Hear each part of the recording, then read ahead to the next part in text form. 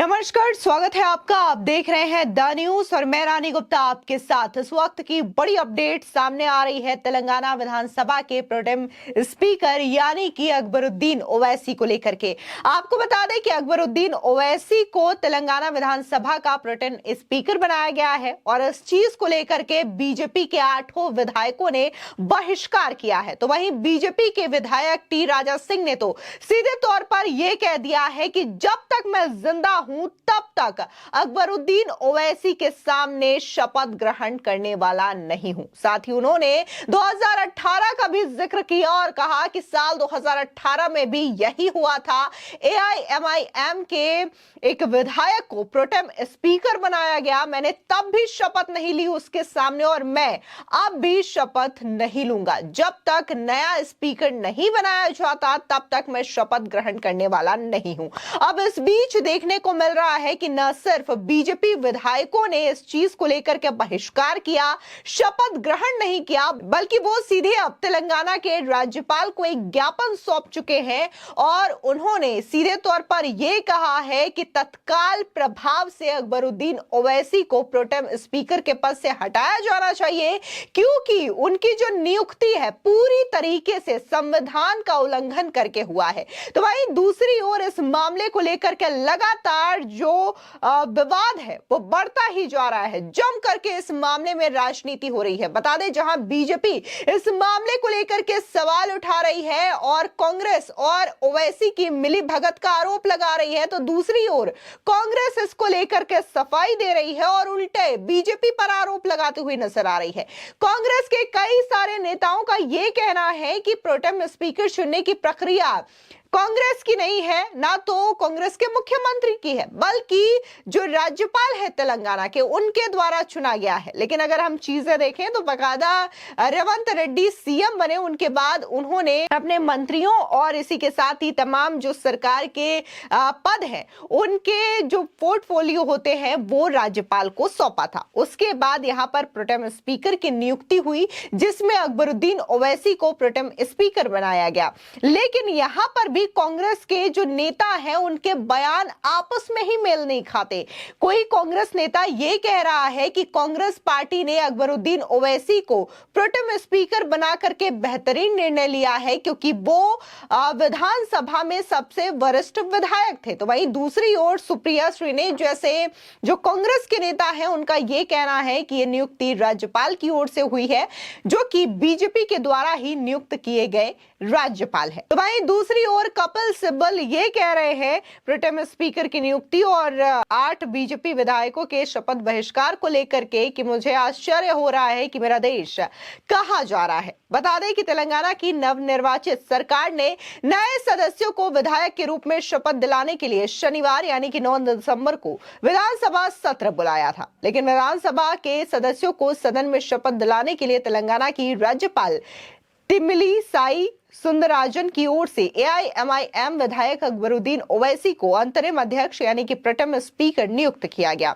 ओवैसी की नियुक्ति को लेकर के टी राजा समेत तेलंगाना बीजेपी के 8 विधायकों ने इसको लेकर के आपत्ति जताई और इस संबंध में एक पत्र राज्यपाल तिमिली साई को लिखा है। बता दें कि अकबरुद्दीन ओवैसी को प्रोटेम स्पीकर बनाए जाने पर बीजेपी विधायक टी राजा सिंह ने एक वीडियो जारी कर कहा कि कांग्रेस सरकार ने आदेश जारी किया कि 9 दिसंबर को अकबरुद्दीन ओवैसी के सामने सभी लोग शपथ समारोह में शामिल होंगे। साथ ही उन्होंने कहा कि ये टी राजा जब तक जिंदा है एआईएमआईएम के सामने शपथ नहीं लेगा, अकबरुद्दीन ओवैसी के सामने तो बिल्कुल भी नहीं। आपको बता दें कि गौशाला महल से बीजेपी विधायक टी राजा सिंह ने आगे ये भी कहा कि मैं मुख्यमंत्री रेवंत रेड्डी से पूछना चाहता हूं कि क्या आप भी बीआरएस के रास्ते पर चलना चाहते हैं। 2018 में बीआरएस सरकार की ओर से ओवैसी को प्रोटेम स्पीकर बनाकर बैठाया गया था, हमने तब भी शपथ नहीं ली थी और आज भी नहीं लेंगे। सुनिए किस तरीके से टी राजा जो है वो कांग्रेस और साथ ही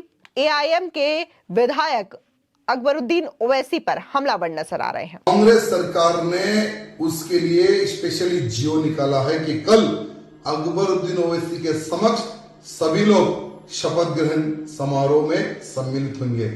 ये राजा सिंह जब तक जिंदा है एमआईएम के सामने शपथ नहीं लेगा, अकबरुद्दीन के सामने शपथ नहीं लेगा। 2018 में भी मैंने यही एमआईएम के एक विधायक को प्रोटेम स्पीकर बनाकर बिठाया था। वो समय पर भी मैंने शपथ नहीं ली और आज भी मैं शपथ नहीं लूंगा। आज मैं कांग्रेस के मुख्यमंत्री रेवंत रेड्डी से पूछना चाहूंगा, क्या बीआरएस के मार्ग पर तुम चलना चाहते हो क्या? बीआरएस ने जब तेलंगाना राज्य में सरकार बनी बीआरएस की, तो उनकी कार की स्टीयरिंग एमआईएम के हाथ में देकर एक बहुत बड़ी गलती की थी। आज जहां सरकारी लैंड हो वहां पर इनका कब्जा है। आज तेलंगाना में रहकर हिंदुओं को मारने की बात करते हैं। क्या ऐसे व्यक्ति के सामने क्या हम शपथ ले सकेंगे? आज तेलंगाना की जनता को कहना चाहूंगा कि बार बार ये रेवंत रेड्डी जो तेलंगाना राज्य का नया मुख्यमंत्री बना है, ये बार बार ये कह रहा था कि बीआरएस एक है, एमआईएम एक है और बीजेपी एक है। तो मैं आज कांग्रेस के वही मुख्यमंत्री से पूछना चाहूंगा कि आज तुम बताओ कि तुम्हारा और एमआईएम का क्या रिश्ता है? आज तेलंगाना विधानसभा में कई ऐसे सीनियर विधायक हैं, उनको भी आप बिठा सकते थे दूसरे पार्टियों के, लेकिन जानबूझकर माइनॉरिटी को खुश करने के चक्कर में, एमआईएम के नेताओं को खुश करने के चक्कर में तुम ये एक बहुत बड़ी गलती किए हो। लेकिन एक बात ध्यान रखना रेवंत रेड्डी जी, हम नहीं छोड़ेंगे। हम जब तक तेलंगाना में भारतीय जनता पार्टी की सरकार नहीं लाते हैं, तब तक हम तुम्हें नहीं छोड़ेंगे। और कल किसी भी हालत में भारतीय जनता पार्टी का कोई भी विधायक अकबरुद्दीन के सामने शपथ ग्रहण समारोह में सम्मिलित नहीं होगा। हम दूसरे दिन जो तेलंगाना राज्य का जो नया स्पीकर आएगा, हम उसके सामने शपथ ग्रहण समारोह में सम्मिलित। बता दें, वहीं दूसरी ओर जिस तरीके से बीजेपी ने राज्यपाल को जो ज्ञापन सौंपा है, इसमें स्पष्ट तौर से यह लिखा है कि कांग्रेस सरकार के फैसले को दुर्भाग्यपूर्ण किया है और कहा है कि नवनिर्वाचित विधानसभा की शुरुआत में ही प्रतिक्रियाओं, प्रोटोकॉल और उदाहरणों का घोर उल्लंघन हो रहा है। बीजेपी ने संविधान के अनुच्छेद 188 का हवाला देते हुए कहा है कि विधानसभा में सालों की संख्या के आधार पर ही एक सीनियर मेंबर को प्रोटेम स्पीकर नामित किया जाता है। विधानसभा में ऐसे कई सदस्य हैं जो कि अकबरुद्दीन ओवैसी से सीनियर हैं, लेकिन कांग्रेस सरकार ने निर्धारित मानदंडों का अनुपालन करने के बजाय ओवैसी को प्रोटेम स्पीकर के रूप में नियुक्त करने का निर्णय लिया है। साथ ही बीजेपी ने आपत्ति जताते हुए कहा है कि कांग्रेस सरकार जानबूझकर मानदंडों का उल्लंघन कर तुष्टीकरण की राजनीति को बढ़ावा दे रही है। प्रदेश बीजेपी ने राज्यपाल से आग्रह किया है कि प्रोटेम स्पीकर के रूप में अकबरुद्दीन ओवैसी के नामित करने के फैसले को रद्द किया जाए, क्योंकि ये नियमों का घोर उल्लंघन है। वहीं दूसरी ओर कांग्रेस के जो नेता है, इस पूरे के पूरे मामले को लेकर के अलग अलग बयान देते हुए नजर आ रहे हैं। यानी कि कांग्रेस के जो नेता है, उनकी आपस की बयानबाजी यहां पर मेल नहीं खा रही है। अगर हम बात कांग्रेस के नेता सुरेंद्र राजपूत की करें, तो उन्होंने सीधे तौर पर यह कहा है कि ये जो बीजेपी के विधायकों ने शपथ ग्रहण समारोह का बहिष्कार किया, ये संविधान विरोधी बातें हैं। सुनिए कांग्रेस नेता सुरेंद्र राजपूत क्या कह रहे हैं। भारतीय जनता पार्टी और उनके विधायकों ने अपना संविधान विरोधी चेहरा साफ साफ दिखा दिया है। उन्होंने बता दिया है कि वो संविधान को नहीं मानते हैं। संविधान में लिखा है कि जो सबसे सीनियर सदस्य होगा विधानसभा का, उसे प्रोटेम स्पीकर बनाया जाएगा। हम लोग, कांग्रेस के लोग संविधान को मानने वाले हैं, बगैर किसी भेदभाव के, अपने मतभेदों को दरकिनार रखते हुए संविधान को मानते हैं। भारतीय जनता पार्टी संविधान को नहीं मानती है, इसलिए वो इस तरीके की संविधान विरोधी बात कर रही है। और जो लोग भी संविधान विरोधी बात करते हैं, वो देश विरोधी होते हैं। इसी के साथ ही कांग्रेस के ही नेता राशिद अलवी कहते हैं कि बीजेपी के चहीते जो है अकबरुद्दीन ओवैसी हैं और ये पर्दे के पीछे कुछ और है, पर्दे के आगे कुछ और है। यानी कि ये पूरा का पूरा जो बहिष्कार का सिलसिला है, विवाद है, वो सिर्फ एक दिखावा मात्र है। सुनिए राशिद अलवी को वो क्या कह रहे हैं बीजेपी और AIMIM को लेकर के। देखिए, आमतौर से वही बनता है जो सीनियर मोस्ट होता है। वो सीनियर मोस्ट असेंबली के मेंबर होंगे, इसलिए उन्हें बनाया गया है। बीजेपी ने बाइकाट करने की ज़रूरत नहीं थी, चूँकि वो तो बीजेपी के सबसे चहीते लोगों में से हैं।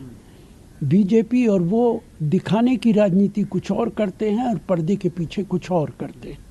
इसी के साथ ही बीजेपी के नेता RP सिंह ने इस पूरे मामले को लेकर के जोरदार हमला बोला है। उन्होंने कहा कि प्रोटेम स्पीकर बनाया जाना ये दिखाती है कि ओवैसी किसके इशारे पर काम करते हैं। सुनिए RP सिंह किस तरीके से हमलावर नजर आ रहे हैं। कल तक कांग्रेस पार्टी कहती थी कि ओवैसी भाजपा की बी टीम है। अब अकबरुद्दीन ओवैसी को प्रोटेम स्पीकर बनाया है।